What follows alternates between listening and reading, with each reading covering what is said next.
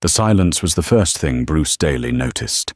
Not the quiet of his Bellevue Heights mansion, which was normal, but a dead, hollow silence that swallowed sound. He dropped his briefcase on the marble floor, the thud echoing unnaturally. "Marie," he called out, his voice thin. He walked into their master bedroom. The king-sized bed was perfectly made, but something was lying in the center of the pristine white duvet. It was a single, glossy photograph from their last obstetrician visit. The grainy black and white image of their unborn child. A flicker of annoyance, then unease. Taped to the back was a folded note. He picked it up. His blood ran cold. It wasn't a note. It was the ultrasound picture itself, carefully sliced open. A letter hidden inside. The letter was written in Marie's elegant, familiar script. But the words were from a stranger. "Bruce, if you're reading this, I'm gone. Don't look for me. Don't hire investigators or call the police and pretend to be the grieving husband. We both know what you are, and I can't let our child be born into it. I thought your affair with Chloe was the worst of your betrayals. I was wrong. It was just a symptom of the disease. I know what you did at the company. I know about the Redwood Fund. I know what happened to your father. This isn't just about us anymore. It's about protecting an innocent life from the poison you carry. Consider this my resignation from our marriage and my declaration of war. Every step you take, I'll be two ahead. Your world is about to fall apart. It's a shame, really. You could have been a good man, Murray." Bruce read it twice, then a third time. The paper trembled in his hand. Redwood Fund? His father? It was impossible. She couldn't know. It was a bluff, a hysterical pregnant woman's parting shot. He crumpled the letter, his knuckles white. The affair. That he understood. He'd been sloppy with Chloe Vance, a junior VP at his private equity firm, Daily Capital. He had expected tears, screaming matches, divorce lawyers. Not this. Not a vanishing act coupled with a threat that struck at the very foundation of his life. He stormed through the house, a predator in his own empty cage. Her closet was half empty. Sensible shoes, winter coats, the things you wouldn't take for a quick getaway. Her jewelry box was still on the dresser, the diamond necklace he'd bought her for their anniversary glinting mockingly. But her passport was gone, her laptop was gone, and the small antique wooden box where she kept the only photograph of her late parents was also missing. This was calculated, planned. He pulled out his phone, his thumb hovering over his lawyer's name. No. First, Chloe. He needed to know what Marie could have possibly overheard, what she thought she knew. He jabbed the call button, his heart hammering against his ribs. "Bruce?" Chloe's voice was a silky purr, an infuriating sound at this moment. "She's gone," he clipped out, pacing the length of the cavernous living room. The floor-to-ceiling windows showcased a Seattle skyline, shrouded in mist, mirroring the fog in his own mind. "Gone where? Did you have a fight?" "She left. Vanished. She left a letter, Chloe. She knows about us, and she mentioned the Redwood Fund." Silence on the other end. For the first time, he heard a crack in Chloe's professional composure. "That's not possible," she whispered. "No one knows about that." "It's buried." "Apparently not deep enough," he snarled. "Did you say anything? Did you leave an email open? A document on your desk?" "Of course not. Do you think I'm an idiot?" Her voice regained its edge. "This is your mess, Bruce. You were the one married to her. You were the one who underestimated her. I told you she was smart.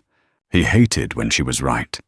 He had seen Marie as gentle, trusting, an artist who cared more about the hue of a sunset than the complexities of a balance sheet.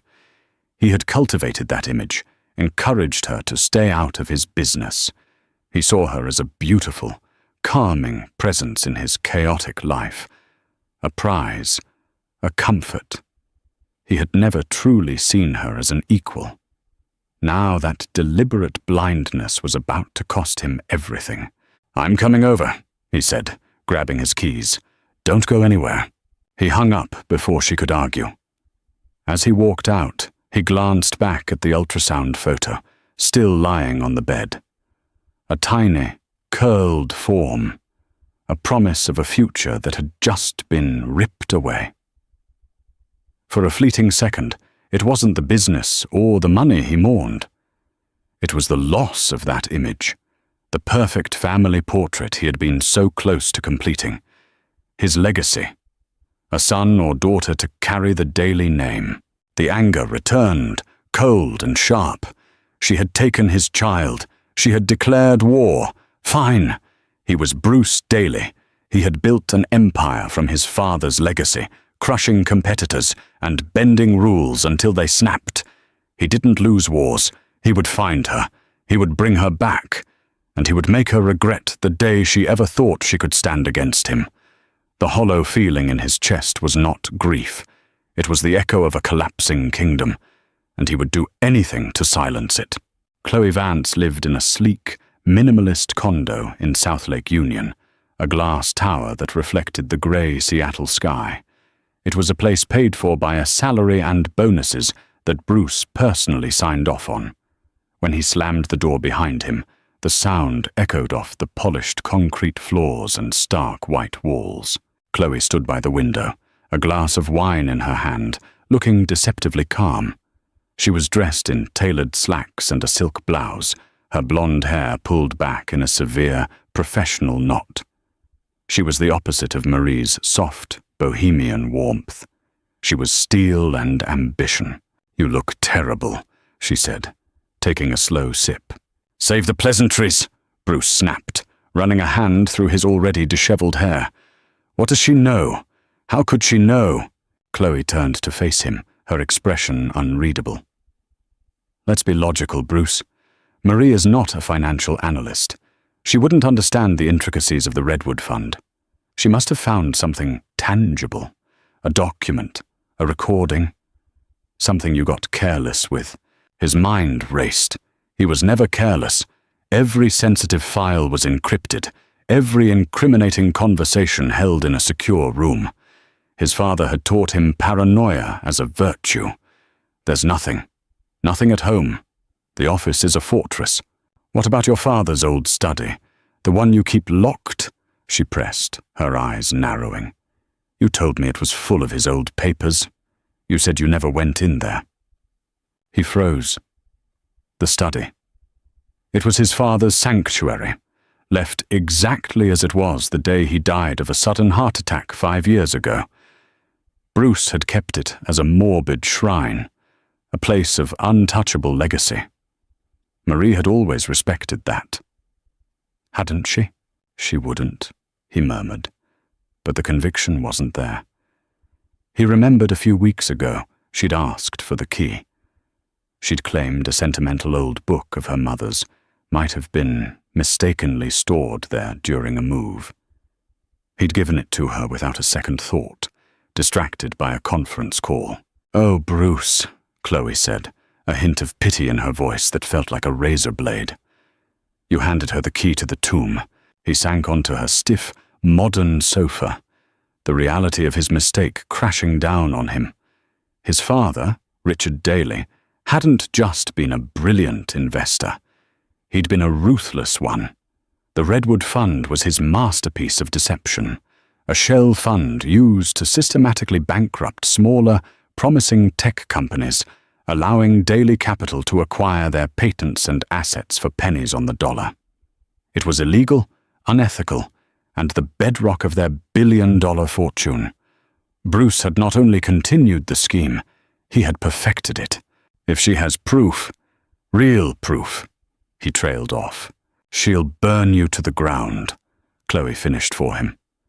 "And me along with you. My name is on the last 3 acquisitions." Her calm finally broke, and she began to pace. This is what I warned you about. Messy personal lives destroy careers. You were supposed to be divorcing her, not letting her get pregnant and play detective in your house. What was I supposed to do? He yelled, jumping to his feet. She was my wife. I wanted a family, a legacy, something real. Was it real, Bruce? Or was she just another asset? The perfect corporate wife to complete the picture? Chloe's words were sharp, striking a nerve he didn't know was exposed. You didn't love her. You curated her. He had no answer for that. He looked at Chloe, at her cold, calculating ambition that so perfectly mirrored his own, and felt a wave of revulsion. She was a partner in crime, not in life. The affair had been a transaction, a thrill, an escape from the quiet goodness of Marie that had started to feel like a judgment. We need a plan, he said, his voice low and dangerous. We report her missing. We paint her as unstable, hormonal, a danger to herself. We use her history. Marie's parents had died in a car crash when she was 19. She had struggled with a bout of severe depression afterward. They had met a year later, when she was fragile, and he was her charismatic savior. He had used that vulnerability to build her dependency on him. Now he would use it to destroy her credibility. Chloe nodded slowly, her mind already working. I'll start scrubbing our internal servers. Any email, any calendar invite, any trace of us outside of work gets wiped. You need to hire a private investigator. A good one. Not to find her, but to control the search. And you need to call your lawyer. Now. She was right. This wasn't about a crumbling marriage anymore. It was about damage control. He pulled out his phone again, his fingers dialing Arthur Vance. No relation to Chloe, but the most ruthless attorney in Seattle. As he listened to the phone ring, he glanced at Chloe. The fear in her eyes had been replaced by a familiar glint, the same one he saw in his own reflection. It was the thrill of a high-stakes game. They were cornered, but they were not defeated. Arthur, he said when the lawyer answered, I have a situation. My wife, Marie, she's missing. He let his voice crack just so, injecting the perfect amount of panic and despair. The performance had begun. Detective Isabella Rossi had a nose for lies. After 15 years with the Seattle PD, she'd learned that truth had a certain plainness, while deceit was always overwrought, garnished with too much emotion or too many details. Bruce Daly's story was a 7-course meal of curated grief. She sat opposite him in his cavernous living room, a space so large and impersonal, it felt more like a hotel lobby than a home. Bruce was flanked by his lawyer, Arthur Jennings, a man whose tailored suit probably cost more than her car. She's been depressed, Detective, Bruce said, his voice thick with practiced sorrow. Deeply. Her pregnancy, it brought up a lot of old trauma about her parents. She wasn't herself. I was worried, but I never imagined she would just run. He buried his face in his hands, his shoulders shaking. It was a good performance, but Rossi had seen better. Did you have an argument before she left, Mr. Daly? She asked, her pen poised over her notepad. We never fought, Bruce said, looking up, his eyes pleading. I adored her. Line number 1, Rossi thought. No married couple never fought. Her letter mentioned a Chloe, Rossi said, keeping her tone neutral, and something called the Redwood Fund. Can you elaborate on that? Arthur Jennings cleared his throat, a sound like gravel grinding. My client will not be discussing the contents of what is clearly a delusional note written by an unwell woman. Ms. Vance is a respected vice president at Daly Capital. Marie, in her fragile state, had developed an unfounded jealousy. So you are denying an affair? Rossi pressed, looking directly at Bruce. Bruce's jaw tightened. My priority is finding my wife and ensuring the safety of my unborn child. Her paranoid fantasies are irrelevant. Evasion. Not a denial. Rossi made a note. We'll need a list of her friends, family, anyone she might have contacted. She doesn't have much family, Bruce said quietly. Just a cousin in Portland. And her friends? They were my friends, really. We'll give you a list. Another red flag. A woman in her early 30s with no support system of her own?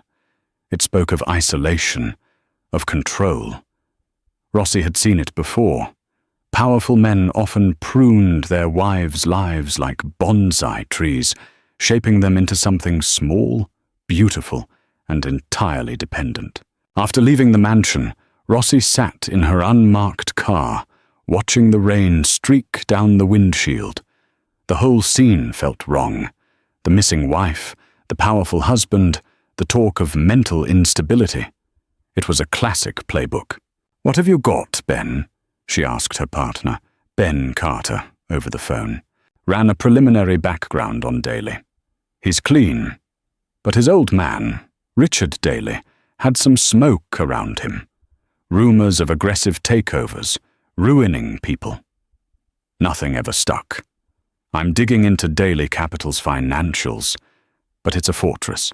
Chloe Vance is a shark, top of her class at Wharton, ruthless reputation. As for Marie Bacon, she's practically a ghost. Art degree, a few gallery showings years ago, then nothing after she married Daly. No social media, no credit card activity in the last 48 hours, phone is off. She didn't just disappear, Ben. She was scrubbed. Rossi stared back at the imposing stone facade of the Daly mansion. He didn't just want a wife. He wanted to own her. And when she tried to leave, he branded her as crazy. But that letter, that wasn't the writing of a crazy person. It was a mission statement. Her gut told her Marie Bacon wasn't a victim hiding in a shelter. She was a fugitive with a plan.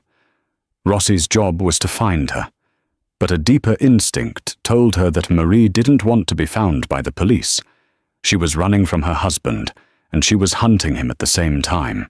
"Keep digging on the Redwood Fund," Rossi ordered.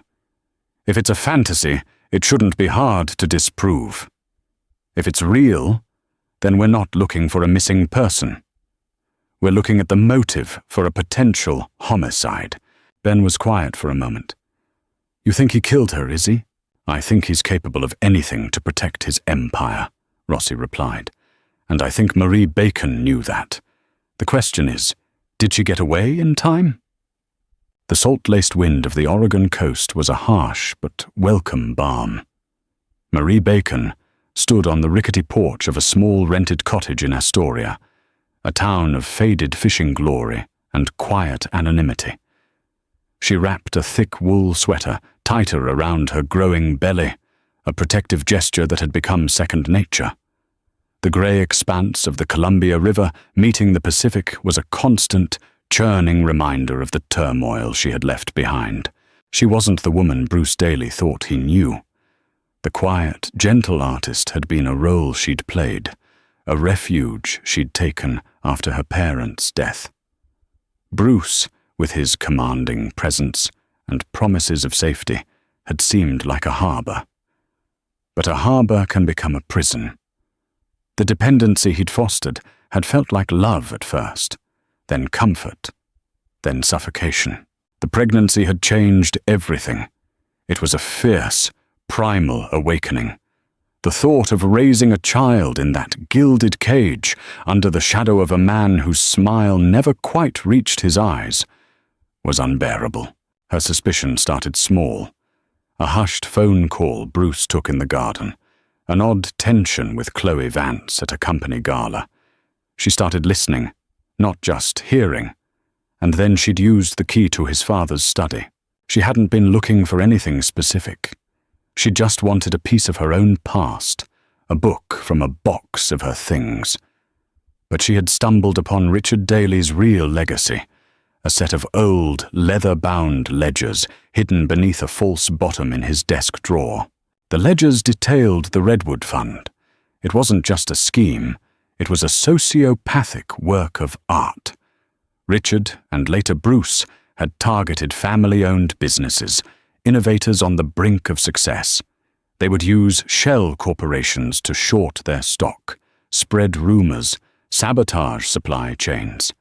And then, when the company was bleeding out, Daily Capital would sweep in with a lowball offer, presenting themselves as saviors. They weren't just buying companies, they were destroying lives, families, dreams. One entry, dated a decade ago, detailed the ruin of a small biotech firm. The owner, a man named Marcus Thorne, had died by suicide a month after the takeover. Marie had found the old news clippings tucked into the ledger. He'd left behind a wife and 2 young children, but the final, sickening discovery was about Bruce's own father. Richard Daly hadn't died of a heart attack.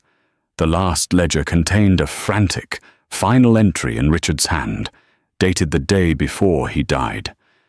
It spoke of a massive miscalculation, an SEC investigation that was about to expose everything. And taped to the inside back cover was a copy of a toxicology report. Richard's blood had contained a lethal dose of a fast-acting, difficult-to-trace beta blocker, one not prescribed to him. Bruce hadn't inherited an empire. He had seized it. He hadn't just continued his father's sins, he had covered them up with the ultimate crime. That was the poison. The rot at the core of the Daly legacy. And she was carrying a Daly heir. From that moment on, every loving touch from Bruce felt like a lie, every smile a mask. The affair with Chloe was no longer a betrayal. It was a footnote. She spent a month planning her escape, a ghost in her own home. She used cash withdrawn slowly over months to buy a used car. She set up a new email under a false name at the public library. She found this cottage on a vacation rental site that didn't require a credit card. She had copied the most incriminating pages from the ledgers with her phone, encrypted them, and stored them on a thumb drive she now wore on a cord around her neck, tucked beneath her sweater. Her letter was the first move in a chess game. She knew Bruce would paint her as unstable. It was why she had to be methodical, invisible. She had to let him destroy himself. He would overplay his hand, his arrogance, his greatest weakness. A sharp kick from within her belly brought her back to the present. "It's okay, little one," she whispered, her hand resting on the swell. "We're safe, and we're going to make things right." She wasn't just running anymore. She was gathering her strength, waiting for the right moment to release the evidence that would not just divorce her from Bruce Daly, but dismantle him entirely. 2 weeks into the search for Marie, Bruce Daly's carefully constructed world was beginning to fracture. The public narrative was holding. The billionaire husband, heartbroken and desperate for the return of his fragile, pregnant wife. He'd done a tearful interview on a national morning show, his performance so convincing that donations had poured into a foundation he'd set up for missing pregnant women. But behind the scenes, the pressure was mounting. Detective Rossi was a bulldog, quietly and relentlessly issuing subpoenas. She'd requested financial records from Daily Capital going back 10 years. Arthur Jennings had managed to slow the process down, burying them in paperwork. But it was a temporary dam against a coming flood. Bruce grew more and more erratic. He saw conspiracies everywhere. A valet who looked at him too long, a news reporter whose questions were a little too pointed. He snapped at his staff, his paranoia a toxic cloud that filled every room. The strain was showing on Chloe, too. They met in a sterile conference room, the city lights glittering below like a carpet of indifferent diamonds. "Rossi's team is looking into our acquisitions," she said, her voice tight. "Specifically, the ones connected to the Redwood Fund's timeline. They don't have a name for it yet, but they're connecting the dots." "They have nothing," Bruce insisted, pouring himself a glass of whiskey. His third of the meeting. "It's a fishing expedition." "Fish get caught, Bruce," she shot back. "Your media tour is making you a folk hero, but it's also putting a giant magnifying glass on every aspect of your life. And ours is not built for scrutiny." He slammed the glass down, whiskey sloshing over the polished mahogany. "What do you want me to do, Chloe? It was your idea to go public. My idea was to control the story, not to turn you into Dr. Phil. You're overacting. People are going to start seeing through it." He paced the room, the alcohol doing nothing to soothe the frantic energy coursing through him. "I need to find her, before Rossi does. My PI is useless. He says she's a ghost. No digital footprint, no financial trail. It's like she never existed." "Marie was always more observant than you gave her credit for," Chloe said coolly. "You saw a painter. I saw a strategist." Her words infuriated him, because they were true. He had built his life on his ability to read people, to find their weaknesses and exploit them. But he had never bothered to truly read his own wife. That night, sleep offered no escape. He dreamt of his father. Not the powerful patriarch he remembered, but a pale, frightened man, his hand clutching his chest, his eyes full of accusation. Bruce woke up in a cold sweat, the silence of the mansion pressing in on him. He needed a win. Something to throw Rossi off the scent, to reassert his control. He powered on his laptop, his mind racing. If Marie was so smart, so calculating, then she would have covered her tracks. But maybe she'd left a decoy, a false trail. He hired a freelance cybersecurity expert, a grey hat hacker recommended by Arthur, to bypass the police and do a deep dive into their home network, looking for any fragments, any deleted files, anything the police might have missed. He told the hacker to look for communication between Marie and unknown parties, trying to build the case that she had been planning to leave, perhaps with someone else. 3 days later, the hacker called.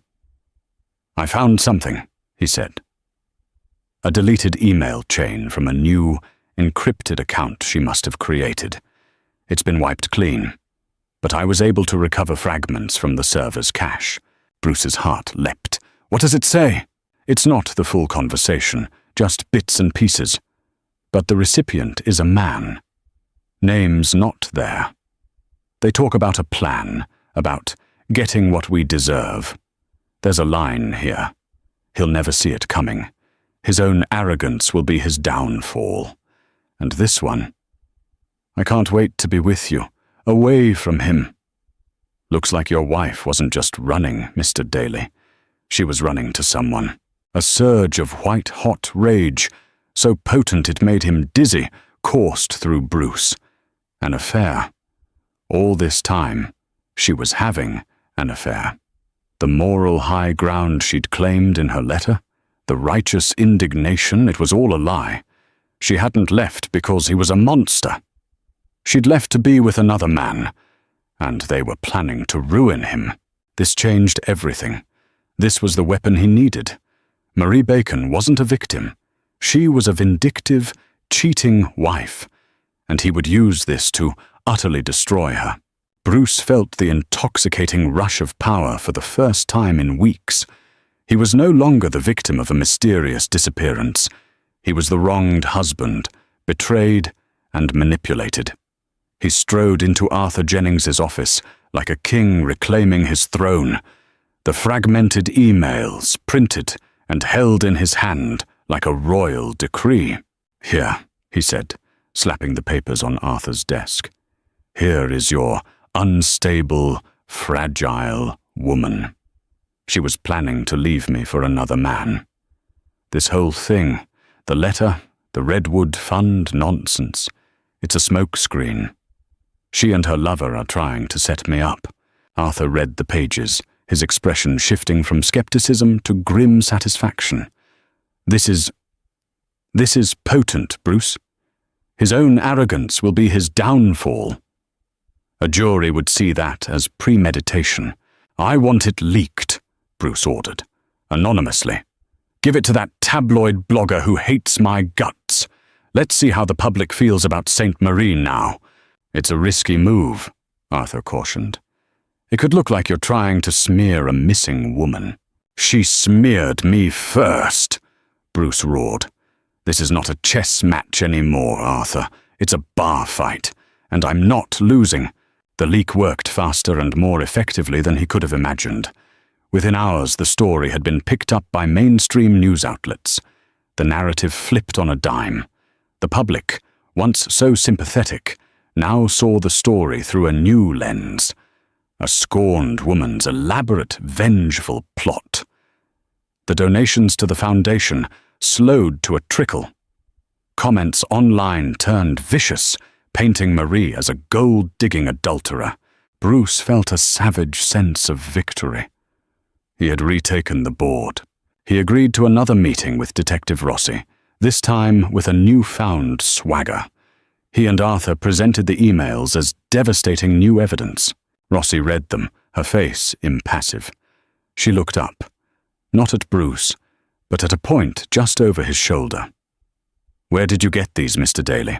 "A private cybersecurity expert I hired," Bruce said smoothly. "He found what your team clearly missed." "I see," Rossi said, tapping the papers on the table. "It's very convenient." "Convenient," Arthur interjected. "It's the truth." "The truth is rarely this tidy, Mr. Jennings," Rossi said, her gaze finally locking onto Bruce. It was cold and utterly devoid of belief. "A perfectly preserved, partially deleted email chain that corroborates your exact narrative? A narrative you've been pushing since day one?" Bruce felt a prickle of unease. "What are you implying, Detective?" "I'm not implying anything. I'm stating a fact. My forensics team did a full sweep of your servers a week and a half ago. They are the best in the state. They found no trace of any such encrypted account or any deleted data fragments, which means these emails were either created and deleted in the last few days, or they were planted on a secondary, hidden partition for your expert to find." The room went silent. The air crackled with tension. "That's an outrageous accusation," Arthur stammered. "Is it?" Rossi leaned forward, her voice dropping to a low, intense register. "Because while you were busy playing the media, my team was following the money. We found the Redwood Fund, or at least its ghost, a series of shell corporations, all leading back to a single, unaudited holding company established by your father. We also found a pattern. Over a dozen tech firms, all bankrupted by aggressive short-selling and market manipulation, all bought for pennies on the dollar by Daily Capital." Bruce felt the blood drain from his face. "We spoke to the family of Marcus Thorne," Rossi continued, her voice relentless. "They thought his suicide was because he felt he'd failed them. They were very interested to hear our theory that he'd been deliberately targeted and ruined." She stood up, her presence filling the room. "You think these emails make Marie look bad? They don't. They make her look smart. She knew you'd look for something like this. She knew you'd try to paint her as an adulterer to discredit her. So she left you a breadcrumb. She planted a fake trail, knowing your ego wouldn't let you resist it. And you walked right into her trap." She paused at the door, turning back to face him. "You're not the victim here, Mr. Daly. You're a suspect, and your wife just outplayed you, miserably." The door clicked shut, leaving Bruce in a silence more profound and terrifying than the one he'd found in his empty house. The victory he had felt was ash in his mouth. Marie hadn't just run. She was directing this entire nightmare from some hidden stage, and he was the puppet dancing on her strings. The walls of the mansion had become a prison. Every shadow seemed to mock Bruce, every echo a whisper of Marie's name. Rossi's words. She planted a fake trail, replayed in his mind, a torturous loop. He had been so certain, so blinded by his own rage and arrogance, that he had never considered the possibility. He had been played. His nights were sleepless, fueled by whiskey and a gnawing dread. He wandered the silent halls, ending up, inevitably, outside the locked door of his father's study.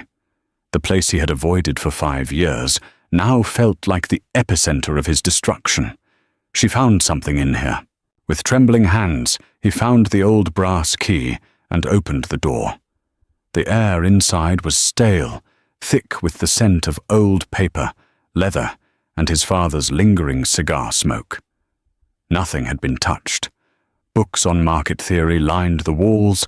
A half-empty glass of scotch sat on a coaster by the leather armchair, a fine layer of dust coating everything. It was a perfect time capsule of a man he had both worshipped and feared. He didn't know what he was looking for. He ran his hands over the bookshelves, pulled books out at random, leafed through their pages. Nothing. He went to the massive mahogany desk, the one his father had commanded like a general. He pulled open the drawers. Old pens, stationery, company reports from a decade ago. It was all mundane. Then he remembered the false bottom, a trick his father had shown him as a boy, a secret shared between them. His heart hammered as he reached under the bottom drawer and pressed a small, hidden latch. A section of the drawer's floor popped up. Inside were the ledgers, the real ones. He spent the next hour reading. The story of his family's fortune laid bare in his father's precise, brutal handwriting. The names of ruined men, the dates of their destruction, the profits reaped from their despair. It was worse than he'd imagined. He had known about the Redwood Fund's function, but he had never looked at the raw data, the human cost. He saw the entry for Marcus Thorne and felt a pang of something he couldn't name. But it was the last ledger that stopped his breath. It was thinner, its entries more sporadic, more personal. The handwriting grew shakier toward the end. And then he found it. The final entry, dated the day before his father's death. The SEC is sniffing around Thorne's collapse. Someone talked. Bruce is too reckless, too hungry. He's attracting attention. He doesn't understand the subtlety, the art of it. He thinks it's a war. It was always a hunt. If this comes out, we lose everything. The Daily name will be synonymous with fraud. I can't let him destroy my legacy. There's only one way to cauterize the wound. He'll never see it coming. Bruce stared at the words, his mind refusing to process them. He'll never see it coming. The same words from the fake email Marie had planted. It wasn't a coincidence. It was a message. Beneath his father's entry was another, smaller piece of paper, tucked into the spine. It was a copy of the toxicology report, and beside it, a note in Marie's handwriting. He wasn't trying to protect his legacy from the SEC, Bruce. He was trying to protect it from you. He was going to cut you out, confess to a lesser charge, and blame the recent, more aggressive moves on his overzealous son. He was going to sacrifice you to save the family name. But you got to him first, didn't you? I found the records from the private pharmacy. Your prescription for cardiac medication, filled 2 days before he died. The same drug that was in his system. He didn't have a heart attack. You killed him. You murdered your own father to protect a lie. This is what I couldn't live with. This is the poison. And this is what the world is about to learn. Bruce dropped the ledger. The room spun. He stumbled back, gasping for air, clutching his own chest. The memory, suppressed for 5 years, came rushing back with the force of a tidal wave. The argument in this very room. His father, cold and dismissive, telling him he was a liability. The fear, the panic, the rage at being seen as a failure by the one man whose approval he craved. The crushed pills in the bottom of the Scotch glass. He had told himself it was an accident, a mistake, that he'd just wanted to scare him, to slow him down. But as he stood in the dusty silence, the ghost of his father watching, he knew the truth. He was a murderer, and his wife, the quiet, gentle woman he thought he owned, knew it. She hadn't just found a corporate crime. She had unearthed the rotten soul of the Daly family and his own monstrous secret. The war wasn't about money or an affair. It was about justice. And he had already lost. The downfall of Bruce Daly was not a sudden explosion, but a controlled demolition, executed with surgical precision. Marie, from her sanctuary in Astoria, made her final move. Through a lawyer she'd hired in Portland, she created an anonymous, encrypted channel to two people, Detective Isabella Rossi and a Pulitzer Prize-winning investigative journalist at the Seattle Times. She sent them everything. The scanned pages from the ledgers, the details of the Redwood Fund, the names of the victimized companies, and the story of Marcus Thorne. And then she sent the two most damning pieces of evidence: the copy of Richard Daly's toxicology report and the pharmacy records showing Bruce's prescription. She didn't offer commentary or accusation, just the cold, hard facts. She let the evidence speak for itself. The story broke on a Tuesday morning. The headline on the front page of the Seattle Times was stark: Daly Capital, an empire built on fraud. Founder's death questioned. The article was a masterpiece of investigative journalism, weaving together the financial crimes with the deeply personal tragedy of the families the Redwood Fund had destroyed. It laid out the timeline of Richard Daly's death, the toxicology report, and Bruce's conveniently timed prescription, stopping just short of an outright accusation of murder, but leaving the reader with no other possible conclusion. Simultaneously, Detective Rossi, now armed with undeniable evidence, moved in. She didn't go to the mansion.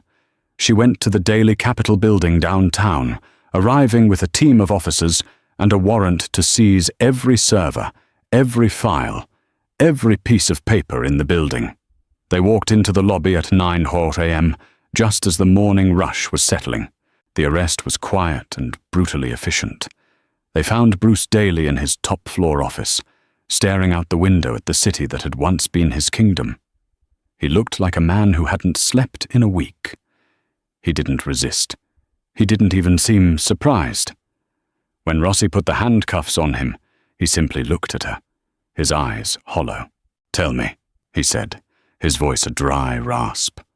"Was it the business fraud or my father?" "We'll start with the fraud," Rossi replied, her voice giving nothing away. "And we'll see where the evidence takes us from there. You have the right to remain silent." Chloe Vance was taken into custody an hour later, attempting to leave her condo with a suitcase and a one-way ticket to the Cayman Islands. Her composure finally shattered. She started talking the moment she was in the interrogation room, trying to negotiate a deal, offering up Bruce to save herself. The news spread like wildfire. Bruce Daly, the charismatic billionaire, the grieving husband, was now a pariah. His face was plastered across every news channel, no longer with a tearful plea, but in a grim-faced mugshot. The story of his wife's disappearance was retold, not as a tragedy, but as the escape of a heroic whistleblower. In Astoria, Marie watched it all unfold on the small television in her cottage. She felt no triumph, no surge of victory, only a profound, aching sadness for the man he could have been, for the life they might have had.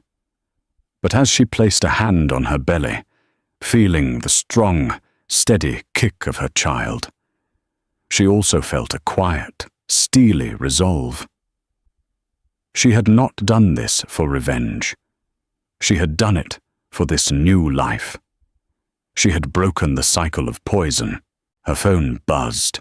It was an unknown number, but she knew who it was. She answered.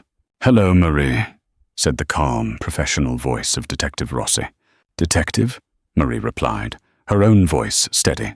"We have him in custody, him and Chloe Vance. The SEC has frozen all of Daly Capital's assets. It's over." There was a pause. "Your evidence was impeccable. You did the right thing." "Thank you," Marie whispered. "There's just one more thing," Rossi said gently. You and the baby are safe now. It's time to come home. Whenever you're ready."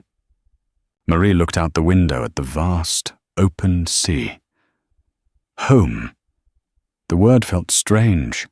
Her old home was gone, but for the first time in a very long time, she felt like she might be able to build a new one.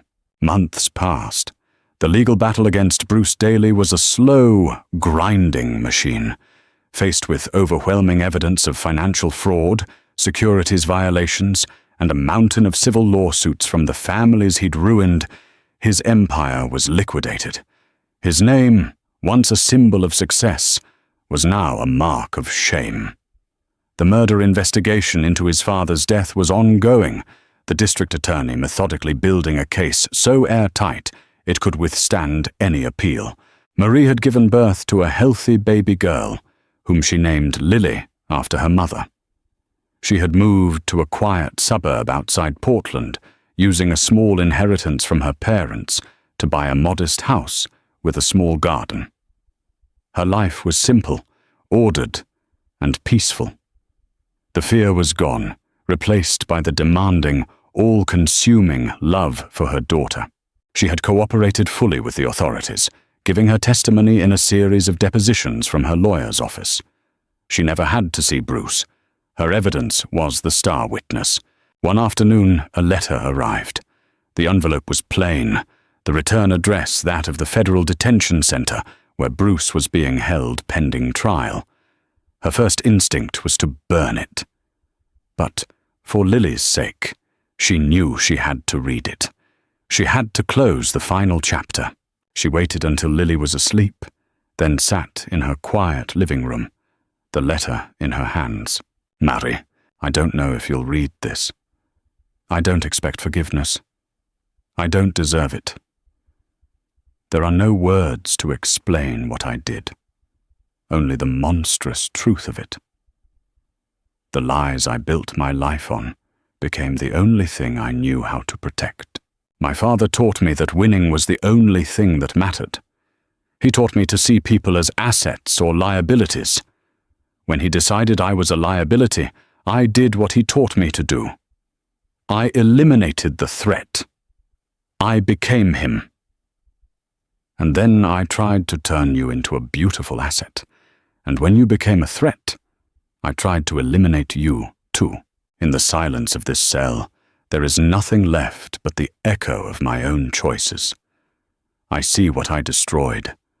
Not just the lives in those ledgers, but yours, mine, and our child's. A child I will never know. I know you did this to protect her.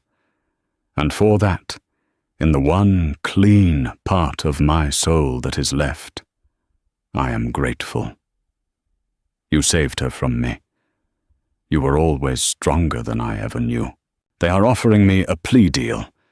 Decades in prison for the financial crimes, and they will drop the murder investigation to a lesser charge. My lawyer says I should take it. I think he's right. It's time for the lies to end. Be happy, Marie.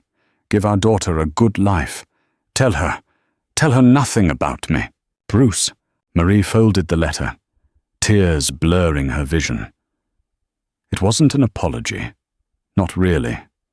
It was a confession, an admission of a hollow man finally forced to look at his own reflection. There was no redemption in it for him, but for her, it was a release. It was the final echo of a life she had survived. She walked into Lily's nursery and looked down at her sleeping daughter, her tiny chest rising and falling in the soft light of the moon.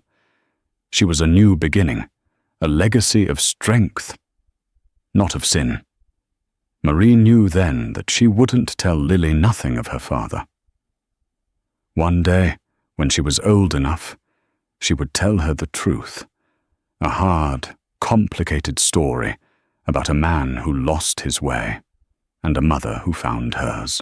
1 year later, Marie Bacon stood before a small crowd, dedicating the opening of the Thorn Foundation, an advocacy center for victims of corporate fraud, funded by the court-awarded restitution from the Daly Capital case. With Lily on her hip, she was no longer a fugitive or a victim. She was a survivor who had turned her pain into purpose. She had faced the darkest parts of a man's soul and had emerged not broken, but forged in the fire. Her victory wasn't in his downfall, but in the quiet, meaningful life she had built from the ashes, proving that the most powerful empires are not built on money or fear, but on resilience, truth, and the enduring strength to fight for a new beginning. If this story of betrayal, resilience, and ultimate justice resonated with you, please like this video, share it with someone who needs to hear a story of strength, and subscribe for more true-to-life emotional dramas.